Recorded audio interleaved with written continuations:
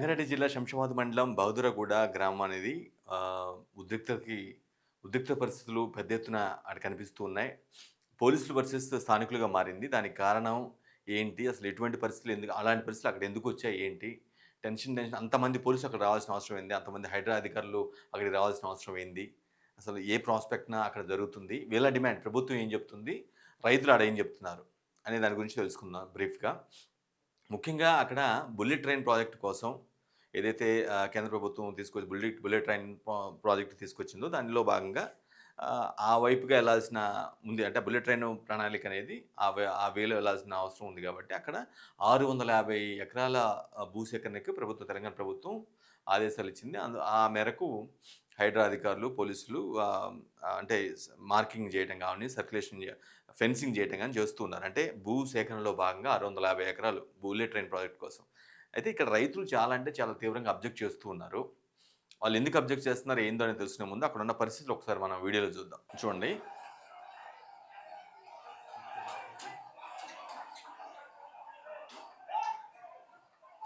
పోలీసుల్ని, హైడ్రా అధికారులు వాళ్ళందరూ కూడా అపోజ్ చేస్తూ అక్కడ ఉన్నటువంటి లోకల్స్ ధర్నా చేస్తున్నారు టెంట్ వేసుకొని. అంటే మీ ల్యాండ్ అక్విజిషన్ వల్ల మాకు ఒరిగేదేం లేదు, మాకు ముందు మా భూ పరిహారం ఏంటి, ఏ ప్రాతిపదికన మీరు ల్యాండ్ అక్విజిషన్ చేస్తారు, ఎంత పరిహారం ఇస్తారు అనేది వాళ్ళు చెప్తూ అపోజ్ చేస్తున్నారు. బాగా అక్కడ స్థానికులు బౌదర్గూడలో ఉన్నటువంటి స్థానిక రైతులు కావచ్చు, ఎవరైతే ల్యాండ్ ఓనర్స్ ఉన్నారో వాళ్ళందరూ కూడా పోలీసుల కళ్ళలో కారం కూడా కొట్టారు. అంటే వాళ్ళు అపోజ్ చేస్తున్నారు, పూర్తిగా అపోజ్ చేస్తున్నారు. మేము బుల్లెట్ ట్రైన్కి వ్యతిరేకం కాదు, కానీ మీరు ఏ ప్రాతిపదికన తీసుకుంటున్నారు, ఎంత పరిహారం ఇస్తారు అని వాళ్ళు చెప్తూ ఉన్నారు. అందులో భాగంగానే ఈ ప్రొటెస్ట్ అక్కడ మొత్తం మా కుర్చీలు మొత్తం విరగొట్టారు. అంటే నిరసనలో భాగంగా మేము మాకు సరైనటువంటి హామీ వచ్చేంత వరకు, క్లియర్ కట్ హామీ వస్తే మాత్రమే మేము భూములు ఇచ్చేందుకు ఇస్తాము. ఊరికి మీరు ఏదో ఆదేశాలు వచ్చాయి బుల్లెట్ ట్రైన్ ప్రాజెక్ట్ కోసం 650 ఎకరాలు ఏమన్నారు, అందుకోసం మేము సేకరిస్తున్నాం అంటే ఊరుకోము అనేది వాళ్ళ ప్రాస్పెక్ట్గా అర్థమవుతూ ఉంది. ఇంకా ఎవరైతే అపోజ్ చేస్తున్నారో వాళ్ళందరినీ ఫోర్స్ఫుల్గా తీసుకెళ్తూ ఉన్నారు.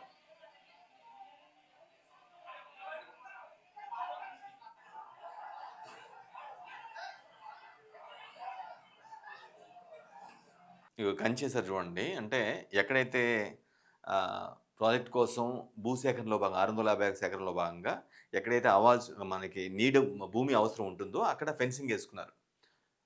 అంటే అక్కడ ఎవరు రానికుండా పోలీసులు అధికారులు, అది రెవెన్యూ అధికారులు ఎవరైతే ఉంటారో వాళ్ళందరూ ఆ ప్లేస్ని ఫెన్సింగ్ చేశారు. అందులో రాకూడదు, ఇది దీనికోసం ప్రాజెక్ట్ కోసం తీసుకుంటున్నాము అని చెప్పేసి వాళ్ళు ఇక్కడ ప్రొటెస్ట్ మొత్తం కూడా, అంటే ప్రొటెస్ట్ అయిపోయిన తర్వాత మేబీ ప్రాబుల్ వాళ్ళందరూ బయటకు వెళ్ళిన తర్వాత ఫెన్సింగ్ వేసినట్టుగా అర్థమవుతుంది అక్కడ ఉన్న పరిస్థితులు చూస్తూ ఉంటే. పోలీసు వ్యాన్స్ అంటే ముందస్తు జాగ్రత్త చర్యలో భాగంగా పరిస్థితి అదుపు తప్పేలాగా ఉంటే కంట్రోల్ చేయడం కోసం భారీగా పోలీసు బలగాలతో, రెవెన్యూ అధికారులతో కావచ్చు, హైడ్రా అఫీషియల్స్ చాలా పెద్ద సంఖ్యలో వచ్చారు. పిల్లలు ఏం చేసుకొని బతుకుతారు, ఆ గ్రామంలో భూమి కోల్పోతున్నటువంటి ఒక మహిళ మరి ఇట్లా వస్తున్నామని ఒక మాట చెప్పకుండా పోలీసులు పోనీయకుంటే రింగ్ రోడ్ పొట్టి పోయినాం. రింగ్ రోడ్ పొట్టి పోయి మళ్ళా అట్లా పోయి ఆ తండకు దగ్గర గోడ మీదకెళ్ళి దుంకిపోయినాం. మేమేమన్నా దొంగతనం చేసినామా, వాళ్ళదేమన్నా దోసుకొచ్చినామా, వాళ్ళ ఇండాల్లో దొంగలు పడ్డామా? మాకు వచ్చిన కష్టమేముంది సార్? మా భూములకు మేమే దొంగతనం అయినామా? మా పిల్లలు ఎట్లా బతకాలి? అది ఇయ్యాలది కాదు, పిరియలు గడిచినాయి. అత్త అత్త అత్త ముసలిగా అయింది. అత్త దశాబ్దాలు గడిచాయి, మేము చాలా కాలం ఇక్కడికే ఉంటున్నాము. మీరు ఇప్పుడు బుల్లెట్ ట్రైన్ కోసం అంటూ, ఏదో ప్రాజెక్ట్ కోసం అంటూ మీరు ఇక్కడ భూములు తీసుకెళ్తే మేము ఎలా బతకాలి, మా కుటుంబం ఎలా బతకాలి?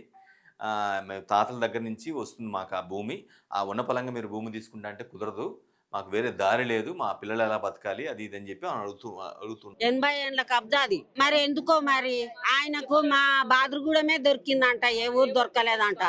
బాదురుగూడెం దొరికి బాదురుగూడెం వచ్చిండు ఆయన. పట్టమాది పట్టుంది, అది పట్టున్నది కానీ లేదా అని అట్లా అవ్వదని చెప్తున్నాడు ఆయన. ఇస్తలేరు, కాగితాలు ఇస్తలేరు. అది భూమి అయినప్పుడు కూడా మా పేర్లు కలెక్టర్ దాక్కున్నాయి. నీళ్ళు దాపుతామంటే ఓనియలేదు. ఆడోళ్ళనేమో గుంజి అది ఎక్కిస్తారు డిసిము. ఏం దొంగతనం చేసినాం సార్? మేము కష్టం చేసుకొని బతుకుతున్నాం. మాకు అడ్డమైంది, రోడ్లు కొట్టి ఆడగొట్టి ఈడగొట్టి వాళ్ళ నెత్తలు చెయ్యి పెట్టి మేము బతకలే. మేము కష్టం చేసుకొని బతికినాం. దేవుడు రెక్కలు ఇచ్చిండు, పెద్దలు సంపాదించిన భూమి, అందులో కష్టం చేసుకొని బతికినాం మేము. ఉమ్, ఎవరినేం ముంచలే. ఉమ్.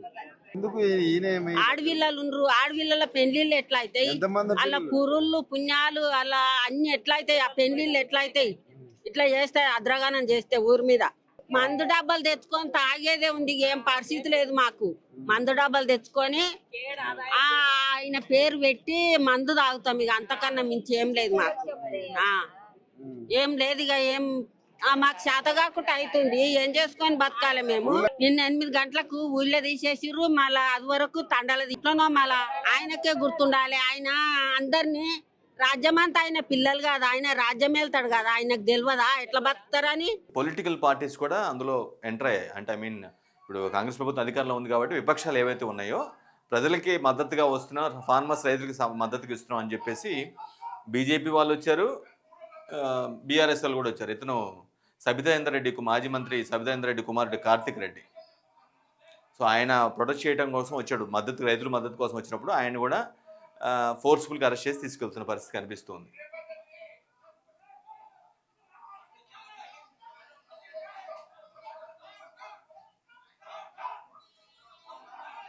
అంటే ప్రభుత్వాన్ని ముఖ్యమంత్రిని అపోజ్ చేస్తూ అక్కడ బ్యాక్గ్రౌండ్లో స్లోగన్స్ కూడా ఇస్తూ ఉన్నారు. మేబీ అది బీఆర్ఎస్ వాళ్ళ లేదంటే లోకల్ ఫార్మర్స్ అని పక్కన పెడితే ఇది కూడా జరిగింది. అంటే దీనికి మద్దతుగా బీజేపీ వాళ్ళు కూడా. విచిత్రం ఏంటంటే సెంట్రల్ తీసుకొచ్చిన ప్రాజెక్ట్ కాబట్టి బీజేపీ వాళ్ళు అండ్ బీజేపీ వాళ్ళ బీజేపీ ప్రభుత్వం ఉంది కాబట్టి, సెంట్రల్ గవర్నమెంట్ తీసుకొచ్చిన బుల్లెట్ ట్రైన్ ప్రాజెక్ట్ కాబట్టి ఆబ్వియస్గా బీజేపీ వాళ్ళు కొంత భూసేకరణకి సహకరించాలి, కొంచెం వాళ్ళని పెసిఫై చేయాలి, అలా చేయాలి. బట్ ఇక్కడ భిన్నంగా వాళ్ళు కూడా కొంత పొలిటికల్ మైలేజ్ కోసం ఫార్మర్స్తో ప్రొటెస్ట్ చేస్తున్నారు, ప్రభుత్వ తీరుని అపోజ్ చేస్తున్నారు. అపోజ్ చేయడానికి కూడా వాళ్ళు బలమైన రీజన్ ఏం చెప్తున్నారు, మేము బుల్లెట్ ట్రైన్ ప్రాజెక్టుకు అభివృద్ధికి మేము వ్యతిరేకం కాదు, మీరు ఏ ప్రాతిపదికన ఇస్తారు, ఎంత పరిహారం ఇస్తారు, ఎంత వాల్యూ కడతారు అనేది వాళ్ళు వాళ్ళు రైతులు అడుగుతున్నారు. అదే పాయింట్ని వీళ్ళు కూడా తీసుకుంటున్నారు.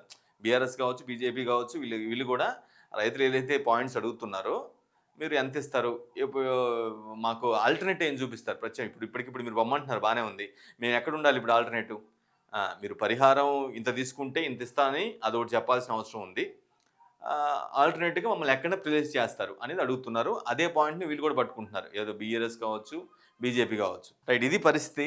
చాలా స్పష్టంగా వాళ్ళు అపోజ్ చేస్తున్నారు. దీన్ని ఏదో కంక్లూజన్ అయితే ఇవ్వాల్సిన అవసరం ఉంది అనేది అర్థమవుతూ ఉంది. కానీ ప్రభుత్వం ఏం చెప్పబోతుంది? ప్రభుత్వం ఏమంటుంది చాలా స్పష్టంగా, ఇది ప్రాజెక్ట్ కోసం, ఇది అభివృద్ధిలో భాగంగా పెడుతున్నాం, అందులో భాగంగానే భూసేకరణ ప్రక్రియలో ఏదైతే అమలు చేయాలో, ఎటువంటి అంశాలు ప్రాతిపదికన ముందుకెళ్లాలో అవన్నీ కూడా ఫాలో అవుతున్నాం. ఎవరైతే భూములు ఇస్తున్నారో వాళ్ళందరికీ పరిహారం కూడా ఇస్తామంటున్నారు. అట్ ది సేమ్ టైం భూసేకరణ ప్రక్రియలో భాగంగా మార్కింగ్ చేసుకోవడం, ఫెన్సింగ్ చేసుకోవడం, ఆ ల్యాండ్ని భద్రపరచడం, అంటే ప్రాజెక్ట్ కోసం రెడీ చేయడం కోసం అవన్నీ చేస్తూ ఉన్నాం. ఎవరు భయపడనక్కర్లేదని ప్రభుత్వం అంటుంది.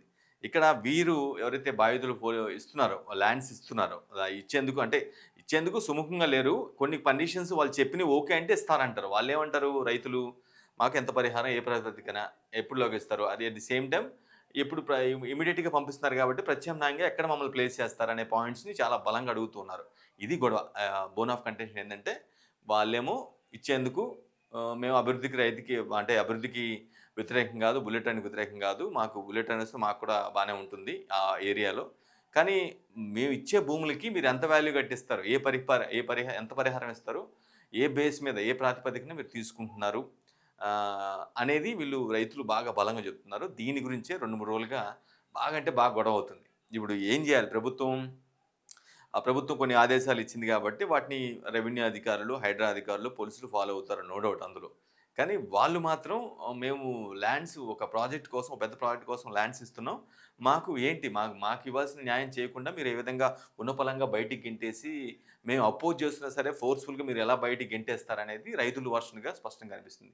దీన్ని ఇప్పుడు ఎలా ఫెసిఫై చేయాలి, ఈ వివాదాన్ని ఎలా పక్కన పెట్టాలి? బుల్లెట్ ట్రైన్ ప్రాజెక్ట్ అనేది ఆబ్వియస్గా అభివృద్ధిలో భాగంగానే అది వస్తుంది. బుల్లెట్ ట్రైన్ మనకి స్వతంత్రం వచ్చి 77 ఏళ్ళు అవుతుంది, ఇప్పటికి కూడా బుల్లెట్ ట్రైన్ లేదు. మనం వన్ ఆఫ్ ది రిచెస్ట్ అంటే తొలి 5 ఆర్థిక ఎకనామిక్ వ్యవస్థలో ముందు ఉన్నమాట వాస్తవం. కానీ ఇప్పటికీ బుల్లెట్ ట్రైన్ లేదు మనకి.